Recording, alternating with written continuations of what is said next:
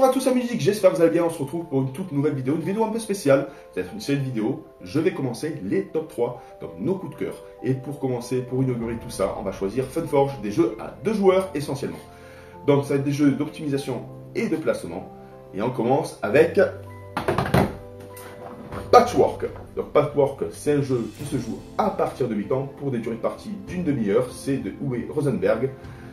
C'est un jeu où on va devoir positionner des petits tissus sur notre couverture. Et le but du jeu étant de couvrir la totalité de la couverture si on peut, mais c'est assez difficile. Pour nous, nous ne sommes jamais arrivés. Et les trous, ça va être des points malus en fin de partie. On rapproche la caméra pour découvrir ce qu'il y a dans la boîte. Voilà les amis, on se retrouve pour la troisième position. Patchwork, un super jeu de placement, d'optimisation. Pour 2 joueurs, les joueurs vont s'affronter pour créer la plus magnifique des couvertures en patchwork. Chaque joueur disposera d'une couverture vide pour l'instant de 9 par 9 où il va devoir poser des patchs et les imbriquer les uns dans les autres pour éviter les trous. Les trous en fin de partie vous feront perdre 2 points. Donc chaque joueur démarrera avec des boutons. Les boutons c'est la monnaie du jeu et elle servira à la fin justement pour le décompte des points de victoire. Nous positionnons tout autour du plateau compteur temps des patchs et on positionne cette figurine en bois juste après celle-ci. La partie peut enfin débuter. Chaque joueur démarre avec 5 boutons. Chaque joueur démarre sur ce plateau. Et le but du jeu, c'est de ramener les pièces les plus prestigieuses possibles. Mais attention, le temps est compté. Car sur chaque patch, il y a des obligations. Pour récupérer celle-là, par exemple, il faudra 10 boutons. Et ça vous fera avancer de 5 cases. Mais par contre, lorsqu'on dépasse un bouton, on va pouvoir récupérer 3 boutons pour notre réserve.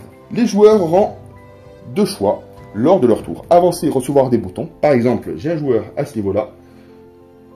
Ce joueur est à ce niveau. Soit il peut acheter ces 3 patchs et avancera d'autant de sabliers. Sinon, il peut rattraper le joueur et récupérer un nombre de boutons équivalent au nombre de cases qu'il aura passé. 1, 2, 3 et 4. Il récupère 4 boutons.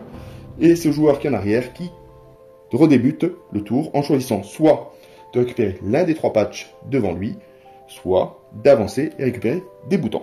Au fur et à mesure, les joueurs vont imbriquer hop, des petits éléments. Hop, par exemple, on va avancer un peu la partie. Et lorsque ce joueur passe sur un bouton positionné aux différents endroits, il va pouvoir récupérer la somme des boutons positionnés sur le plateau individuel. Donc 1, 2, 3, 4, 5, 6, 7. C'est une ressource qu'il récupérera sur différents endroits. Il y a aussi des petits carrés de cuir. Lorsqu'on passe par-dessus, on va pouvoir récupérer ce carré de cuir qu'on positionne immédiatement sur l'un des emplacements. Le but étant de fermer la couverture en ayant le moins de trous possible. Donc c'est un jeu d'observation, de gestion du temps et de placement de tuiles. Une fois que les tuiles sont posées, on ne peut plus les déplacer de telle sorte à ce qu'on puisse remplir la couverture. La fin de partie, c'est très simple, c'est le joueur ayant le plus de boutons qui le remporte. Mais il faut faire attention, car chaque trou vous fera perdre 2 points. Il y a aussi une petite tuile bonus. Si on arrive à remplir un carré de 7 par 7 sans trou, on récupère 7 points de victoire en fin de partie. Il existe aussi, hop, un compteur tour. Dead Note Chip, c'est plutôt sympa, à vous de choisir, peu importe. C'est vous qui choisissez en fonction de vos envies. Voilà pour ce qui est du premier jeu, Patchwork. Et on passe au deuxième. Maintenant, numéro 2. Il arrive à la seconde place. Agricola Big Box du même auteur, Uwe Rosenberg. Cette fois-ci, c'est à partir de 10 ans pour une demi-heure environ. Et on va jouer le rôle de fermier. On va devoir élever des moutons, cochons, cheval et vaches. Et le but du jeu, c'est d'essayer de les ramener dans notre exploitation fermière. Et pour cela, on va optimiser en récupérant, en y apposant nos ouvriers pour sélectionner avant l'autre joueur nos plus belles actions. Et le but étant de ramasser le maximum de points. Dans un premier temps, ça va être en récoltant un maximum d'animaux. Deuxièmement, en ayant le cumul de tout. Il y aura aussi des points négatifs, vous verrez. Et l'extension de territoire. Et pour terminer, les bâtiments. On rapproche la caméra pour découvrir ce qui s'y passe. Voilà, j'ai choisi Agricola la Big Box, jeu pour 2 joueurs. Donc, comment fonctionne le jeu? C'est très simple. Chaque joueur est muni d'un plateau individuel, ça va être sa ferme, il y aura des extensions qu'on va pouvoir prendre. Le but étant de ramener des animaux dans la ferme pour marquer des points. Mais il n'y aura pas que ça, il y aura les extensions, une fois fermées, on récupérera des points. Et les bâtiments vous feront marquer aussi des points. Il y a un plateau central, du coup c'est le plateau action, on va positionner nos ouvriers afin de récupérer l'un des éléments.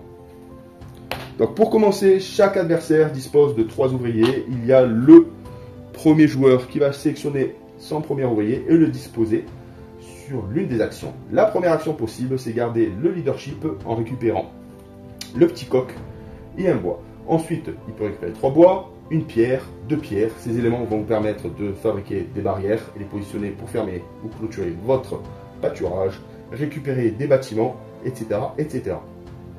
Donc les voici ici, ils ne sont pas limités. Pour le bois, un bois égale une barrière qu'on a devant soi. Et ici, 2 gratuites, puis 2 pierres pour chaque barrière supplémentaire. Ici, on récupère 3 éléments, une pierre, un bois et une botte de foin. À ce niveau-là, on récupère une barrière supplémentaire qu'on pourra positionner en appliquant ces 2 éléments, plus une extension. L'extension est très intéressante. Si on la remplit, si on la ferme, ça nous fera marquer 4 points en fin de partie. Ensuite, ici, une fois par tour, en dépensant 3 pierres et un foin, on peut récupérer une stalle. La stalle est un peu plus importante que la chaumière parce qu'il peut accueillir 3 animaux. Il faut marquer un point de victoire en fin de partie en dépensant ces éléments. À ce niveau-là, en dépensant 5 pierres ou 5 bois, on modifie la stalle qui a été positionnée au préalable sur notre exploitation en la transformant en étable. Ça apporte beaucoup plus de points. Et la capacité des animaux est plus importante. Nous avons aussi un bâtiment spécial qu'on peut récupérer. Là, l'avantage qu'il y a, c'est qu'on peut positionner un ouvrier et l'adversaire aussi. C'est le seul endroit où on peut cohabiter. Et pour terminer, à ce niveau-là, on peut récupérer soit un cochon, un cheval, une vache ou un foin. Et au fur et à mesure, il y aura du renouvellement. Les cases qui n'ont pas été utilisées vont gonfler au fur et à mesure et ça sera plus important, plus stratégique, vous verrez. Le jeu se fait en 8 tours. Ces petites barrières seront le compteur-tour jusqu'à la finalité du jeu. Nous avons un petit carnet où on va pouvoir tout noter, ça c'est très simple. Donc, je vais vous montrer un tour, comment ça fonctionne. Il y a aussi les auges que j'ai oublié de vous parler. À ce niveau-là, on a une auge gratuite et on peut, en dépensant 3 bois, on peut récupérer une auge. L'auge va doubler la capacité, soit du pré, soit de la chaumière. On peut y apposer aussi un animal sans que ce soit clôturé. Donc, je vais vous montrer l'état d'un tour. C'est plutôt simple. Je positionne mon premier. Donc, du coup, pour l'instant, je n'ai pas de ressources. Je vais prendre 3 bois. Hop. Le joueur va récupérer les 2 pierres. On repasse au premier joueur. Je vais récupérer une petite auge que je positionne à ce niveau-là. J'utilise mes 3 bois pour récupérer une deuxième auge. Hop, que je vais positionner à ce niveau-là. Le joueur suivant va récupérer, hop, un bois, une pierre et un bois. Un bois, une pierre et un foin. Je positionne mon dernier. Je vais récupérer un cheval. Je peux le positionner sur l'auge sans que j'ai besoin de couvrir justement la barrière. Le joueur suivant, hop, positionne à ce niveau-là. Il va utiliser les 2 gratuits pour commencer à effectuer son prêt. Hop, là et là. Donc ici c'est une fermeture. Et il va utiliser 2 pierres supplémentaires pour positionner une autre barrière. Hop, le tour est fini. Chaque joueur récupère ses ouvriers. Le premier joueur reste premier joueur parce qu'il n'a pas été récupéré. On renouvelle justement le plateau. Donc là, on rajoute un bois. On remet 3 bois à ce niveau-là. On rajoute une pierre, 2 pierres, un deuxième bâton. Là, ici, il y a le cochon, donc on peut rajouter un mouton, c'est indiqué. Ici, on rajoute le mouton.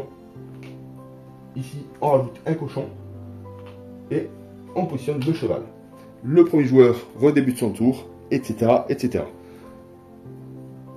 Donc maintenant, ce qu'il faut savoir, c'est qu'une fois que c'est fermé, on peut positionner 2 animaux par préfermé. Si on a une auge, on double cet effet. Les bâtiments vont permettre de positionner des animaux. Si on a un couple d'animaux, uniquement, on récupère, c'est la reproduction, on récupère un animal de son espèce supplémentaire qu'on va pouvoir positionner sur la ferme. La fin de partie, comment ça se décompte? Donc vous prenez la boîte et vous marquerez des points en fonction du nombre d'animaux qu'on a positionnés dans notre ferme, en comptant bien évidemment les extensions. Si on a de 0 à 3, on a moins 3 points, que ce soit pour les moutons, les cochons, les vaches et les chevaux. Un point de victoire entre 8 et 10 pour les moutons, 7 et 8, bon je vous fais le dessin, là vous voyez un peu tout, c'est plutôt sympa. Donc ici on note les animaux au total par joueur, les points négatifs. Si on arrive à terminer une extension qui est totalement fermée avec des bâtiments ou des pâturages, ça nous fera 4 points supplémentaires et 1 point de victoire par bâtiment indiqué. Par exemple sur celui-là, si on a positionné la maison en colombage, ça sera 5 points de victoire en fin de partie. Voilà, vous avez compris Agricola. Et on découvre ensemble maintenant le premier du classement. C'est parti. On dit le top 1, le voici, le voilà, c'est Glasgow de Mandela Fernandez Grandon. C'est un jeu qui se joue à partir, disons, pour une demi-heure environ. Glasgow, en fait, on va construire une ville, notre adversaire aussi. Donc, du coup, ça va être des tuiles de 4 par 5. On va pouvoir combiner nos bâtiments, récolter des ressources, quelques pouvoirs, justement, qui vont nous permettre de faire des échanges, de pouvoir combiner certaines cartes.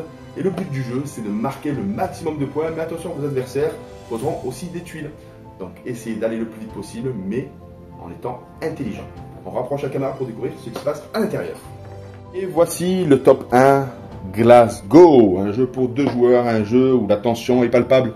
On va devoir créer le nouveau Glasgow en y apposant des bâtiments. Ça peut être des parcs, des immeubles, des marchés, des banques, des usines, des monuments et bien évidemment la gare. Et ces bâtiments vont se combiner justement pour marquer des points. Tout autour, nous avons à ce niveau-là des marchands qui vont nous permettre de récupérer des ressources, les briques, le fer, les pièces d'or et le petit tonneau. Nous avons aussi des marchands qui ont des pouvoirs spéciaux comme ici par exemple. Ça va nous permettre de changer les bâtiments d'un des architectes. Ici, de faire un échange justement de ressources. Donc une fois le fer contre la pièce et après on peut faire autant d'échanges qu'on veut sur le restant. Chaque joueur va se positionner sur l'une des tuiles et le joueur en retard pourra jouer systématiquement. C'est le joueur qui est en arrière qui a l'avantage sur l'autre. Vous verrez, bon, il y aura des bons échanges. Et le but du jeu, c'est d'effectuer un rectangle de 4 bâtiments par 5. Donc, comme j'ai pu expliquer, il y a des marchands qui vont donner des ressources, d'autres marchands qui ont des pouvoirs spéciaux. Ici, on récupère 2 ressources sur la prochaine case. Ici, on valide notre usine plus celle qui est autour. Et à ce niveau-là, on a le choix soit de récupérer la ressource la plus à gauche ou de construire un bâtiment sans avoir besoin de se positionner sur l'architecte. L'architecte va nous permettre de récupérer un bâtiment en fonction des ressources qu'on a. Et en payant une pièce supplémentaire, on va pouvoir construire un autre bâtiment. Et 2 pièces si on veut construire un autre bâtiment, ainsi de suite. Donc le but du jeu, c'est très simple, c'est de maximiser ses points en y apposant des bâtiments. Le premier bâtiment intéressant, c'est le parc. Donc là, c'est la consommation. On va devoir payer un fer pour pouvoir construire le parc. Et on multiplie le nombre de parcs qu'on a dans notre ville par le même nombre. Donc du coup, ça commence à 2, 4, après ça monte au fur et à mesure, ça double, ça triple. C'est comme vous voulez, c'est très important de les avoir. Ensuite, nous avons les marchés. Si on arrive à le mettre dans l'un des 4 angles, on récupérera 5 points de victoire. Nous avons ensuite les usines qui nous permettent de récupérer un point de victoire et elles peuvent s'activer en positionnant une tuile orthogonalement à celle-ci. Donc chaque tuile usine a des pouvoirs bien spécifiques en récupérant des ressources. On peut jouer aussi des pouvoirs. Là, c'est un échange justement plutôt intéressant. Nous avons ensuite les banques qui vont marquer des points de victoire en fin de partie par ressources dans notre stockage. Nous avons les petits monuments qui nous permettent de récupérer 4 points de victoire en fin de partie. Les immeubles qui nous permettent de récupérer un point de victoire plus 3 points de victoire supplémentaires pour tout immeuble adjacent à celui-ci. Et pour terminer, la gare. 10 points de victoire si on a un monument, une usine, un parc, un immeuble dans notre ville. Donc les ressources sont très importantes. Il y a celle-ci, c'est une ressource Joker. Donc le baril nous permettra d'imiter n'importe quelle ressource. Donc je vais vous montrer l'ordre d'un tour, c'est plutôt simple. Donc le premier joueur positionne à ce niveau-là pour récupérer son baril. Maintenant qu'il est positionné devant, c'est le joueur le plus en arrière qui poursuit. Donc là il peut très bien faire ça pour récupérer, hop, à ce niveau-là, se positionner ici pour doubler justement les prochaines ressources. Donc il se positionne là directement. Donc il va doubler les briques et il va doubler le métal. On passe au joueur le plus en arrière. Il se positionne à ce niveau-là et achète le premier bâtiment. Il va acheter celui-ci en dépensant le baril qui imite le métal. Vous voyez la petite flèche? Le bâtiment va être dans son sens. Il commence à le positionner. On passe, c'est encore à lui parce qu'il est en arrière. Il se positionne à ce niveau-là. Là, il n'a plus de ressources. Il pioche une tuile et récupère la ressource la plus à gauche. Donc c'est une brique. On passe à ce joueur, il récupère une brique et ainsi de suite. Donc là, les bâtiments vont se positionner au fur et à mesure. On va pouvoir les récupérer. Donc hop, tac. Hop, on va faire une petite présentation à ce niveau-là. Lui récupère de ce côté. Hop, de ce côté-là. Bon, là, c'est juste une présentation succincte.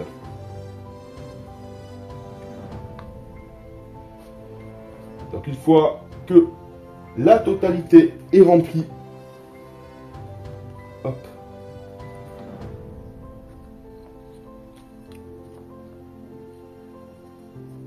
j'écarte un peu. C'est 4 par 5. Tac, tac.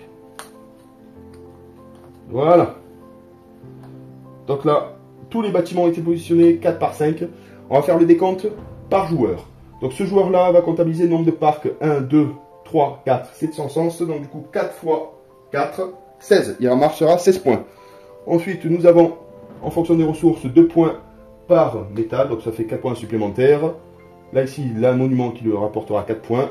Les usines lui rapporteront 1 point. Ici, le joueur récupère un point de victoire plus 3 points pour chaque élément. Donc là, 4 points. Ici, il récupère 3 et 3 plus 1, ça fait 7.